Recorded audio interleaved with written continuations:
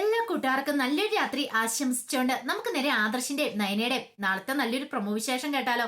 അങ്ങനെ നാളത്തെ വിശേഷം നമ്മൾ കാണാൻ പോകുന്ന അനാമികയും ജാനകിയും കൂടെ ദേവേനയെ കാണാൻ പോവാണ്. അപ്പൊ പോകുന്ന വഴിക്ക് അനാമികയുടെ മനസ്സിൽ ഒരു ചിന്ത മാത്രമേ ഉള്ളൂ, എങ്ങനെ ദേവേനയുടെ കയ്യിലെടുക്കണം.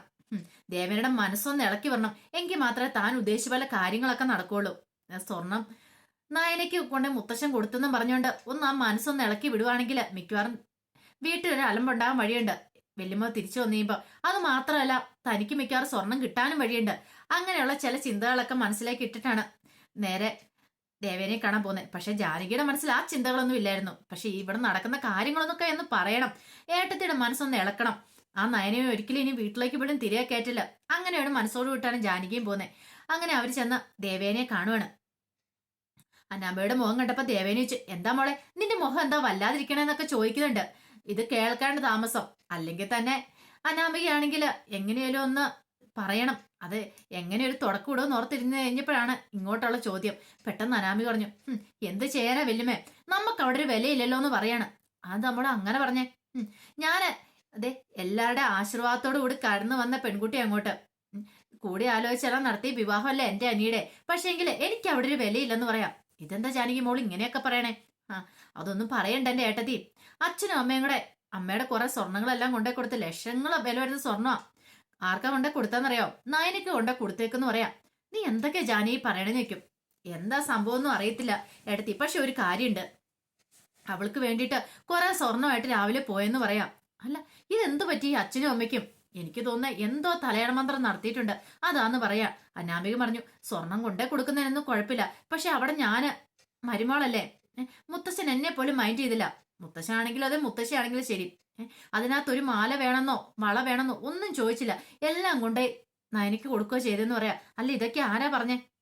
ഇതൊക്കെ രാവിലെ നടന്ന കാര്യങ്ങളാ. അഭി പോയിട്ടുണ്ടായിരുന്നു, അഭി കണ്ടു എല്ലാം കൊണ്ടേ കൊടുക്കണമെന്ന് പറയാണ്. ഇതോടെ കേട്ടപ്പം ദേവേനിക്ക് എന്തെന്നില്ലാത്ത ദേഷ്യ സങ്കടം വന്നു. മോള് വിഷമിക്കൊന്നും വേണ്ട കേട്ടോ, ഞാൻ അങ്ങോട്ട് വന്നോട്ടെ. ഞാൻ വന്നു കഴിയുമ്പോ എനിക്ക് ഇനിയും കുറെ സ്വർണ്ണം ഉണ്ടല്ലോ, എന്റെ കുറെ സ്വർണ്ണങ്ങൾ മോൾക്ക് ഞാൻ തരാന്ന് പറയാ. വേണ്ട വല്ലുമേ, ഞാൻ സ്വർണം വേണ്ടിയിട്ട് പറഞ്ഞൊന്നുമല്ല. പക്ഷേങ്കില് ഇതുപോലെ വേർതിരിവ് കാണിച്ചു കഴിയുമ്പോ എനിക്കും വിഷമാവൂലേ? എന്റെ അച്ഛനും അമ്മയും ഇതൊക്കെ അറിഞ്ഞു കഴിഞ്ഞപ്പോ അവരെന്താ പറഞ്ഞെന്നറിയാവോ? നിന്നെ ആർക്കും അവിടെ മൈൻഡില്ല, നിന്നെ വേണ്ടെന്ന്. ഞാൻ അതിന് മാത്രം എന്ത് തെറ്റാ വല്യമ്മ ചെയ്തേ? ഞാൻ എന്തേലും തെറ്റ് ചെയ്തോ? ഇപ്പൊ വല്യമ്മ ഹോസ്പിറ്റലിൽ കിടന്ന കാലം വല്യമ്മയ്ക്ക് ബ്ലഡ് തരാനാണെങ്കിലും കരള് പകത്ത് നൽകാനെന്ന് എന്നൊക്കെ പറഞ്ഞ് ഞാൻ വന്നതല്ലേ, തരാൻ എനിക്ക് ഒരുക്കുമായിരുന്നല്ലോ. അങ്ങനെയുള്ള മനസ്സുള്ള ഞാനാ. എന്നിട്ട് പോലും എന്റെ മനസ്സ് മനസ്സിലാക്കാനായിട്ട് ഈ പറയുന്ന മുത്തശ്ശിയും മുത്തശ്ശനും ഒന്നും തയ്യാറാകുന്നില്ലോ എന്ന് പറയാം. മോളുടെ മനസ്സ് നല്ലതാണ്, നന്മയുള്ള മനസ്സാ. അതൊരിക്കലും അവർ തിരിച്ചറിയുന്ന ദിവസം വരും. മോള് ധൈര്യമായിട്ടിരുന്നു, സങ്കടപ്പെടണ്ടെന്നൊക്കെ പറയാണ്. ഇത് കേട്ടപ്പോ ജാനകി പറഞ്ഞു, എന്ത് ചെയ്യാനാ, ഇങ്ങനെ പോയിട്ടുണ്ടെങ്കിൽ നീ അനന്തപുരി തറവാട് അവളും അവളുടെ ചേച്ചിയും കൂടെ കൈയടക്കും തോന്നേ. കൈയടക്കാനായിട്ട് അവറ്റകള്, അതൊന്നും ഒരിക്കലും നടക്കാൻ പോകുന്ന കാര്യമില്ല ജാനകി. ഞാനൊന്ന് എഴുന്നേറ്റ് വന്നോട്ടെ. പിന്നെ ആ പടിക്കകത്ത് പോലും ഈ പറയുന്ന നയനയെ ഞാൻ കേട്ടത്തില്ല. ഞാനാണെങ്കിൽ ആ വീട്ടിലുള്ളത് ഒരിക്കലും ഇനി അവളെ വീട്ടിലേക്ക് കയറ്റാൻ പോകുന്നില്ല. സഹിയിട്ട് ഞാൻ ഇവിടെ ഇപ്പൊ ഈ കിടപ്പ് കിടക്കുന്നുണ്ടെങ്കിൽ അതിന് പൂർണ്ണ ഉത്തരവാദിത്തം അവൾക്കായിരിക്കും എന്ന് പറയാം. ജാനകി പറഞ്ഞു, ഇനിയിപ്പൊ അത് പറഞ്ഞിട്ട് കാര്യമുണ്ടോ? അച്ഛനും അമ്മയും അത് സമ്മതിക്കുമെന്ന് വെക്കും. സമ്മതിക്കുമല്ലേ ഞാൻ വരുമ്പോൾ കാണിച്ചു കൊടുക്കാം. ഇനിയിപ്പൊ ആരൊക്കെ സമ്മതിച്ചാലും ഇല്ലേലും അവളെ ഞാൻ വീട്ടിൽ നിന്ന് അടിച്ചു പുറത്താക്കും. അത് ഞാൻ നേരത്തെ തീരുമാനിച്ച കാര്യ. അതുകൊണ്ടല്ലേ അവളോട് ഇങ്ങോട്ട് വരണ്ടാന്ന് പോലും ഞാൻ പറഞ്ഞേക്കുന്നേ. അല്ല ഏട്ടത്തി, ഇപ്പോഴവൾ ഇങ്ങോട്ട് വരുന്നില്ല എന്ന് ചോദിക്കാം. അവളിപ്പോ ഇങ്ങോട്ട് വരുന്നില്ല, അവൾക്ക് പേടിയാന്ന് തോന്നേ. കാരണം ഞാൻ പറഞ്ഞിട്ടുണ്ടല്ലോ എന്റെ കൺമുന്നിൽ പോലും കണ്ടേക്കല്ലെന്ന്. പിന്നെ വീട്ടിലേക്ക് വരത്തില്ല. ആദർശനോട് ഞാൻ പറഞ്ഞിട്ടുണ്ട്, മലയ്ക്ക് പോയി വരുന്നോടം വരെ ആ വീടിന്റെ പടി പോലും അവളെ കയറ്റിയേക്കരുന്ന്. അതുകൊണ്ട് അവൾ അങ്ങോട്ടും വരത്തില്ലെന്ന് പറയാം. ഏട്ടത്തി ഇതൊക്കെ പറയും. അച്ഛനും അമ്മയും അവളെ പോയി സോപ്പിട്ട് കൂട്ടിക്കൊണ്ട് വരും. ഏട്ടത്തി ഉദ്ദേശിക്കുന്നതല്ലേ കാര്യങ്ങള്. ആദർശനും നല്ല മാറ്റമാ. ആദർശ് എന്നോട് ദേഷ്യപ്പെടുക നയനയുടെ കാര്യം പറയുമ്പോ. ആദർശ് മാത്രമല്ല, ജയേട്ടനാണെങ്കിലും അജയേട്ടനാണ് ഇതൊക്കെ തന്നെയാ. അനാമിക പറഞ്ഞു, എനിക്കൊരു ഭർത്താവുണ്ട് അനി. എനിക്ക് എപ്പോ നോക്കിയാലും നയന പുരാണം പാടാൻ മാത്രമേ സമയമുള്ളൂ. അവസാനം എനിക്ക് ഭ്രാന്തളവും. ഞാൻ അതുകൊണ്ട് അധികം സംസാരിക്കാൻ പോകുന്നില്ല വല്യമ്മയെന്ന് പറയാം. മോളെ അതൊന്നും ഓർത്ത് നീ വിഷമിക്കണ്ട കേട്ടോ, എല്ലാം ശരിയാകും. ഈ വല്യമ്മയൊന്നും അങ്ങോട്ട് വന്നോട്ടെ, അനിയെ പറഞ്ഞ് ഞാൻ മനസ്സിലാക്കിക്കോളാന്ന് പറയാം. അവര് മലയ്ക്കൊക്കെ പോയിട്ട് വരട്ടെ. മകരവിളക്കിന് അവര് മലയ്ക്ക് പോലോ, അതിനുശേഷം നമുക്കൊരു തീരുമാനം എടുക്കാന്ന് പറയാം. വല്യമ്മ വന്നിട്ട് എന്തെങ്കിലും ഒരു തീരുമാനം എടുക്കണം കേട്ടോ, ഇതിങ്ങനെ പോയിട്ട് കാര്യമില്ല എന്ന് പറയാണ്. അങ്ങനെ മാക്സിമം ദേവേനയുടെ മനസ്സിനെ ഇളക്കി വിടുന്നുണ്ട്. പിന്നീടാണ് ജാനകിയും അനാമികയോടെ അങ്ങോട്ട് പോകുന്നത്. അങ്ങനെ ഇറങ്ങി കഴിയുമ്പോഴത്തേനും അവിടെ ആദർശം ജയനും ഇരിപ്പുണ്ടായിരുന്നു. പിന്നീട് ജയന്റെ നേരെ ഒന്ന് അനാമിക നോക്കുകയാണ്. അപ്പത്തേനും ആദർശിന് മനസ്സിലായി എന്തൊക്കെയോ ഇവിടെ പന്തികൾ ഉണ്ടാക്കിയിട്ടാ പോണേ. അമ്മയുടെ മനസ്സിലേക്ക് എന്തൊക്കെയോ പിരികേറ്റി കൊടുത്തിട്ട് പോണെന്ന് മനസ്സിലായി. വെറുതെ വരത്തില്ല അനാമിക. അനാമിക വന്നിട്ട് പോയിട്ടുണ്ടെങ്കിൽ ദേവേനയുടെ മുഖം കണ്ടറിയാം വീർത്ത് കെട്ടിയിരിക്കുള്ളൂ. നയനെ കുറിച്ചുള്ള കുറ്റം പറയാൻ വന്നാന്ന് മനസ്സിലായി. അവരങ്ങോട്ടേക്ക് പോവാണ്. പോയി കഴിഞ്ഞപ്പം ആദർശ് മുറിയിലേക്ക് എല്ലുവാണ്. ആദർശിനെ കണ്ടതും ദേവേനെ ചോദിച്ചു, അല്ല എടാ ഇതിന് മാത്രം നിന്റെ ഭാര്യയ്ക്ക് ഇത് എന്താ ഇരിക്കണേന്ന് ചോദിക്കുകയാണ്. പെട്ടെന്ന് ആദർശ് ചോദിച്ചു, എന്താമ്മേ അങ്ങനെ പറയാൻ കാരണം എന്താ? അവളുണ്ടല്ലോ, അവൾ ഒറ്റ ഒരുത്തിയ ആ കുടുംബത്തിൽ എല്ലാരും നശിപ്പിക്കണേന്ന് പറയാ. നയന് എന്ത് തെറ്റിയെന്നാ പറഞ്ഞേ? അച്ഛനും അമ്മയും കൂടെ അവൾക്ക് കുറെ സ്വർണം കൊണ്ടേ കൊടുത്തെന്ന് പറഞ്ഞല്ലോ. എന്തിനാ അത്ര സ്വർണ്ണം കൊണ്ടേ കൊടുത്തേന്ന് ചോദിക്കുക. അതിന്റെ വല്ല കാര്യം ഉണ്ടായിരുന്നോ? അവൾ ആ വീട്ടിലെ മരുമോളാന്നും പറഞ്ഞോണ്ടാണ് കൊണ്ടേ കൊടുക്കുന്നത്. അങ്ങനെയാണെങ്കിൽ ഇപ്പൊ അനാമിക മോള് വന്നിട്ടുണ്ടല്ലോ, അവൾക്ക് എന്താ കൊണ്ടേ കൊടുക്കാത്തേന്ന് ചോദിക്കും. ഇത് കേട്ടതും ആദർശ് പറഞ്ഞു, അനാമികേനും നയനെ ചെയ്യുന്ന പോലെയുള്ള കാര്യങ്ങളൊക്കെ ചെയ്യാറുണ്ടോന്ന് ചോദിക്കും. എന്താ അവള് കൂടുതലായിട്ട് ചെയ്യുന്നേ? കുറച്ച് അടുക്കള പണി എടുക്കുന്നുണ്ട്, പിന്നെ അച്ഛന്റെ അമ്മയുടെ മെഡിസിനും കാര്യങ്ങളൊക്കെ എടുത്തു കൊടുക്കുന്നുണ്ട്. അതല്ലേ അവൾ അവിടെ ചെയ്യുന്ന ജോലി, അല്ലാതെ കൂടുതലും ചെയ്യുന്നൊന്നുമില്ലോ. ഒരു ചെറ്റക്കൂട് കിടന്നവള് അത്രയും വലിയ കൊട്ടാരത്തിലേക്ക് വന്ന് താമസിച്ചു. അപ്പൊ അതിന്റെ അഹങ്കാരം അവള് കാണിക്കണം എന്ന് പറയണം. അമ്മേ വെറുതെ ഇങ്ങനെ സംസാരിക്കില്ല കേട്ടോ, ദൈവദോഷം കിട്ടുമെന്ന് പറയണം. എന്ത് ദോഷം കിട്ടാൻ? എനിക്കൊരു ദോഷവും കിട്ടാൻ പോകുന്നില്ലെന്ന് പറയാം. ഇത് കേട്ടത് ആദർശനും നല്ല പെരുത്ത് കയറി. എന്തേലും പറയാൻ നാക്ക് ചൊറിഞ്ഞു വന്നു. പക്ഷെ എന്ത് ചെയ്യാൻ പറ്റും, അമ്മയായി പോയി. ഇനി എന്തേലും പറഞ്ഞു പോയിട്ടുണ്ടെങ്കിൽ നാവിന്നെല്ലാം വീണു പോവും.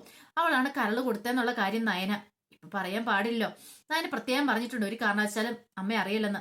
അതുകൊണ്ട് ആദർശം അങ്ങനെ കടിച്ചു പിടിച്ച് നിൽക്കുകയാണ്. എന്താടാ നീ ഒന്നും മിണ്ടാത്ത? എല്ലാം അവൾക്ക് മാത്രം കൊടുത്താൽ മതി എന്നാണോ? ഒരു കാര്യം ഞാൻ പറഞ്ഞേക്കാം ആദർശേ, ഇങ്ങനെ പോയിട്ടുണ്ടെങ്കിൽ ഞാൻ ചില തീരുമാനങ്ങളൊക്കെ എടുത്തിട്ടുണ്ട്. അവളെ ആ കുടുംബത്തിൽ മരുമകളായിട്ട് വേണോ വേണ്ടതെന്ന് ഞാൻ ആലോചിക്കണമെന്ന് പറയാണ്. ഇത് കേട്ടപ്പോ ആദർശ് പറഞ്ഞു, അമ്മ ആലോചിച്ചാലും ഇല്ലെങ്കിലും ശരി, അവൾ എന്റെ ഭാര്യയാണ്, അവളെ ഞാൻ ഉപേക്ഷിക്കാൻ പോകുന്നില്ലെന്ന് പറയാം. ഓഹോ, അപ്പൊ എല്ലാരും കൂടെ ഒത്തോണ്ടല്ലേന്ന് ചോദിക്കും. എന്ത്? ഞാൻ കെട്ടി താലി അവളുടെ കഴുത്തി കിടക്കുന്നേ, അതിന് മരണം വരെ, എന്റെ മരണം വരെ അത് അങ്ങനെ ഉണ്ടായിരിക്കും എന്ന് പറയാം. അമ്മയല്ല, ഇനി ആര് വന്ന് പറഞ്ഞാലും അത് മാറാനൊന്നും പോകുന്നില്ലെന്ന് പറയാം. പിന്നെ അമ്മ പറഞ്ഞല്ലോ അവൾക്ക് സ്വർണം കൊടുത്ത കാര്യം.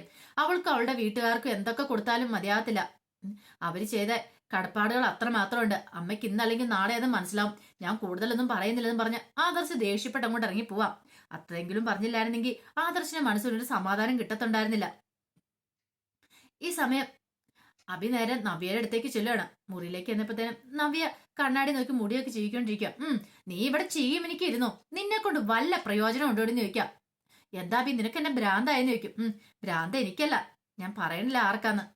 മുത്തശ്ശനും മുത്തശ്ശിയും കൂടെ എന്താ ചെയ്തെന്നറിയാവോ? നിന്റെ അനിയത്തി ഉണ്ടല്ലോ നയന, അവൾക്ക് വേണ്ടിയിട്ട് ഇവിടെ നിന്ന് കിലോ കണക്കിന് സ്വർണ്ണം കൊണ്ടേക്കെന്ന് പറയണം. കിലോ കണക്കിന് സ്വർണ്ണോ? ദേ അഭി വെറുതെ അനാവശ്യം പറയരുത് കേട്ടോ എന്ന് പറയണം. അനാവശ്യമൊന്നും അല്ല, ഉള്ള കാര്യം തന്നെയാ പറഞ്ഞേ. ലക്ഷങ്ങൾ മുതലാ കൊണ്ടേ കൊടുത്തിരിക്കുന്നേ. അതിനുവേണ്ടി നിന്റെ അനിയത്തി എന്താടി ചെയ്തേന്ന് ചോദിക്കുക. ഇത് കേട്ടെന്ന് അഭി പറഞ്ഞു, എന്റെ അനിയത്തിന് നല്ല സ്വഭാവം ആയതുകൊണ്ടായിരിക്കും മുത്തശ്ശനും മുത്തശ്ശി അതൊക്കെ ചെയ്തെന്ന് പറയാ. എന്നിട്ട് നിനക്ക് എന്താ തരാത്തെ? ഓ, നിന്റെ സ്വഭാവം നല്ല ഫസ്റ്റ് സ്വഭാവമാണല്ലോ, അതുകൊണ്ടായിരിക്കും നിനക്ക് തരാത്തെന്ന് പറയാ. നബി പറഞ്ഞു, അതെ എന്റെ സ്വഭാവത്തിന് കുഴപ്പമൊന്നുമില്ല, പക്ഷേങ്കില് നയനയുടെ സ്വഭാവം എന്റെ സ്വഭാവം പോലെ അല്ല എന്ന് പറയണം. അത് പിന്നെ എല്ലാവർക്കും അറിയാവുന്ന കാര്യമല്ലേ. പക്ഷെ നിന്നെ കൊണ്ട് അതിനൊന്നും കൊള്ളത്തില്ലോ. ഇന്ന് വരെ അവരുടെ കയ്യിൽ നിന്ന് എന്തേലും മേടിച്ചെടുക്കാൻ നിന്നെക്കൊണ്ട് പറ്റുമോ? ഇല്ലല്ലോ. ഓഹോ, ഇനി ഞാനെന്തിനാ അതെല്ലാം മേടിച്ചെടുക്കുന്നേ? എന്റെ അനിയത്തേക്ക് കിട്ടുന്നതിൽ എനിക്ക് സന്തോഷമുള്ളെന്ന് പറയും. നീ ഇവിടെ സന്തോഷിച്ചോണ്ടിരുന്നോളാൻ പറയണ. അല്ല അഭിക്ക് എന്തിനാ ഇപ്പൊ സ്വർണം? ഓ, നിങ്ങൾ അമ്മയും മാനും സ്വർണവും പണത്തിനും മേലെ കമന്ന് വീഴുവല്ലേ എന്ന് ചോദിക്കണം. ഓ, ഒരു പുണ്യാളത്തി വന്നിരിക്കുന്നു. നീ നിന്റെ അമ്മയൊക്കെ പിന്നെ ഭയങ്കര ഫസ്റ്റാണല്ലോ, എന്നെ കൂടെ അധികം പറയിപ്പിക്കലെന്ന് പറയണം. ഇപ്പൊ അഭിക്ക് എന്താ കുഴപ്പം? എനിക്ക് സ്വർണം കൊടുത്താണോ? ഒരു കാര്യം ചെയ്യാം, മുത്തശ്ശനോട് ചെന്ന് പറ, അഭിക്കൂടെ തരാൻ പറ. അല്ലാതെ എന്നെ ഇതിനൊന്നും കിട്ടത്തില്ല. വെറുതെ ഇമ്മാതിരി കാര്യം പറഞ്ഞ് എന്റെ അടുത്തേക്ക് വന്നേക്കല്ലെന്ന് പറയാം. അതെ അതെ, ഞാൻ എന്തേലും പറയുമ്പോ നീ എന്നെ കടിച്ചു തരാൻ വന്നാ മതി. ഒരു കഴിവില്ലാത്തവള്, നിന്നെ എന്തിനു കൊള്ളാം? അടിഞ്ഞൊരുങ്ങി ഇവിടെ കയറി ഇരിക്കാൻ മാത്രം കൊള്ളാം, അല്ലാതെ 5 പൈസയുടെ ഉപകാരം നിന്നെ കൊണ്ട് എനിക്ക് ഉണ്ടോന്ന് ചോദിക്കാം. ഇതോടെ കെട്ടിഞ്ഞപ്പോഴത്തേനും നബിക്ക് ദേഷ്യം വന്നു.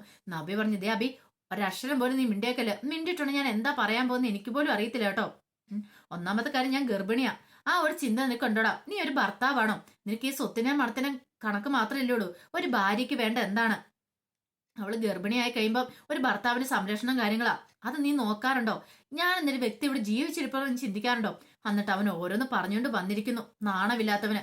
പൊക്കം എന്റെ കൺമുനിന്ന് പറയാണ്. ഇതോടെ കേട്ടപ്പോ അബിക്ക് നല്ല ദേഷ്യം വന്നു. അബി പറഞ്ഞു, നിന്നെ കാണിച്ചാരാടി? നിന്റെ വയറ്റിലൊരു കുഞ്ഞുണ്ടായി പോയതുകൊണ്ടാ നീ ഇവിടെ കിടന്ന് അഹങ്കരിക്കുന്നേ. ഇല്ല, എന്നെ കാണിച്ചു തന്നേനെന്ന് പറയാം. ഇത് കേട്ടപ്പം നബി പറഞ്ഞു, എനിക്ക് നല്ല സംശയമുണ്ട്, എന്റെ വയറ്റിൽ വരുന്ന കുഞ്ഞിനെ ഇല്ലാതാക്കാൻ വേണ്ടി നീയാണ് ആ പാലിനകത്ത് വിഷം കിടത്തിയെന്ന്. നീയാന്ന് അറിഞ്ഞ കഴിഞ്ഞോണ്ടല്ലോ അബി, നിന്നെയും വെറുതെ എടുത്തില്ലെന്ന് പറയണം. നിന്നെ ഞാൻ കൊന്നു കുഴിച്ചു മൂടുവോളെന്ന് പറയാണ് നബിയ. ഇങ്ങോട്ട് വന്നാ മതി എന്നും പറഞ്ഞോണ്ട് അബി വെല്ലുവിളിച്ചിട്ട് അങ്ങോട്ട് ഇറങ്ങിപ്പോവാണ്. നവ്യക്ക് എന്ത് ചെയ്യണമെന്ന് അറിയത്തില്ല. അപ്പൊ ദേഷ്യമാണോ സങ്കടമാണോ വന്നതെന്ന് അറിയത്തില്ല. പിന്നീട് നവ്യ നയനയെ വിളിക്കുകയാണ്. നയനയെ വിളിച്ച് സംസാരിക്കുന്ന സമയത്ത് മുത്തച്ഛനും മുത്തശ്ശിയും കൂടെ വന്നോന്നൊക്കെ ചോദിക്കണം. പിന്നീട് നയന വന്നു സ്വർണം തന്ന കാര്യമൊക്കെ പറയണം. ഇത് കേട്ടപ്പോൾ നവ്യ പറഞ്ഞു, അതെ, ഇവിടെ അഭി വന്ന് കിടന്ന് എന്നോട് ഭയങ്കര ചൂടാകുമായിരുന്നു. മുത്തശ്ശനും മുത്തശ്ശിയും വന്ന് സ്വർണം തന്നും പറഞ്ഞുകൊണ്ട്. ഇത് കേട്ട നയന പറഞ്ഞു, ഞങ്ങൾ ആരും ഒന്നും പറഞ്ഞിട്ടല്ല ചേച്ചി തന്നേന്ന് പറയാ. എനിക്കാണെന്ന് കുഴപ്പമില്ല നയനെ, എനിക്കറിയാലോ നീ എന്ന് ഈ കുടുംബത്തിന് വേണ്ടി നല്ലത് മാത്രമല്ലേ ചെയ്തിട്ടുള്ളൂ. അതുകൊണ്ട് നിനക്കൊണ്ട് തന്നാ. അല്ല, എനിക്കതിനകത്ത് അസൂയം കാര്യങ്ങളൊന്നും ഇല്ല. അഭി ഇവിടെ കിടന്ന് ഇങ്ങനെ ഓരോന്ന് പറഞ്ഞുകൊണ്ട് ഞാൻ അങ്ങോട്ട് വിളിച്ചെന്നുള്ളെന്ന് പറയാം. അല്ല, നീ എന്താ ഇങ്ങോട്ട് വരാത്തെ? നിനക്ക് ഇങ്ങോട്ട് വരാൻ വരാൻ ചോദിക്കും. കുറച്ചു ദിവസം കഴിയട്ടെ, ആദർശാണ് മലയ്ക്ക് പോയിട്ട് വരട്ടെ എന്നൊക്കെ പറയണം. അങ്ങനെ കുറച്ച് സമയം കൂടെ സംസാരിച്ചിട്ട് കോള് കട്ട് ചെയ്യുന്നത്. പിന്നീട് ആദർശ് വീട്ടിലേക്ക് വരുവാണ്. വീട്ടിലേക്ക് വന്നു കഴിഞ്ഞപ്പോൾ മുത്തശ്ശൻ ഉണ്ടായിരുന്നു അവിടെ. അങ്ങനെ മുത്തശ്ശൻ്റെ അടുത്തേക്ക് ആദർശ് എന്ന് കഴിഞ്ഞപ്പോൾ മുത്തശ്ശൻ പറഞ്ഞു, നീ നയനമോളെ കാണാൻ പോയായിരുന്നു ചോദിക്കും. പോയായിരുന്നു മുത്തശ്ശ എന്ന് പറയണം. അതെ, എത്രയും പെട്ടെന്ന് തന്നെ മോളെ ഇങ്ങോട്ട് കൂട്ടിക്കൊണ്ട് വരണം. അവളുടെ വയ്യായികയൊക്കെ മാറിക്കഴിഞ്ഞാൽ പിന്നെ അവളെ ആ വീട്ടിൽ നിർത്തേണ്ട കാര്യമില്ലെന്ന് പറയാം. അല്ല, അത് പിന്നെ മുത്തശ്ശ, ഇപ്പൊ അവളെ ഇങ്ങോട്ട് കൂട്ടിക്കൊണ്ട് വന്നാലും ഇവിടെ അവളെ നോക്കാനായിട്ട് അങ്ങനെ ആരും ഇല്ലല്ലോ. എന്ന് മാത്രമല്ല, അവൾ ആ കരള് കൊടുത്തെന്നുള്ള കാര്യം ഇവിടെ ആർക്കും അറിയത്തില്ലോ എന്ന് പറയാം. മുത്തശ്ശൻ പറഞ്ഞു, അത് ശരിയാ, അവൾക്ക് ഇത്തിരി ആയി കഴിഞ്ഞിട്ട് അവളെ കൊണ്ടുവന്നാൽ മതി.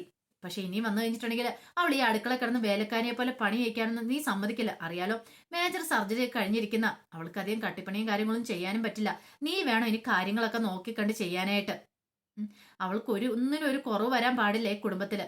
ആരും അവളെ ഒരു ചീത്ത പറയാനോ ഒന്നിനും പാടില്ല എന്ന് പറയാം. അവളെല്ലാ സുഖ സൗകര്യങ്ങളും കൂടി ഇവിടെ ജീവിക്കണം എന്ന് പറയാം.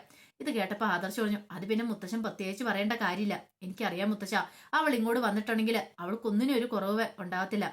അവളെ ഞാൻ പൊന്നുപോലെ നോക്കിക്കോളാം എന്നൊക്കെ ആദർശ് മുത്തശ്ശന് വാക്ക് കൊടുക്കണം. അപ്പൊ അതിന്റെ വിശേഷങ്ങളൊക്കെ നാളെ നമ്മൾ കാണാൻ പോകുന്നത്. ആ വിശേഷങ്ങൾക്കായി നമുക്ക് എല്ലാവർക്കും കാത്തിരിക്കാട്ടോ. ഒരിക്കൽ കൂടി എല്ലാവർക്കും നല്ലൊരു രാത്രി ആശംസിച്ചു നിർത്തുന്നു. നന്ദി.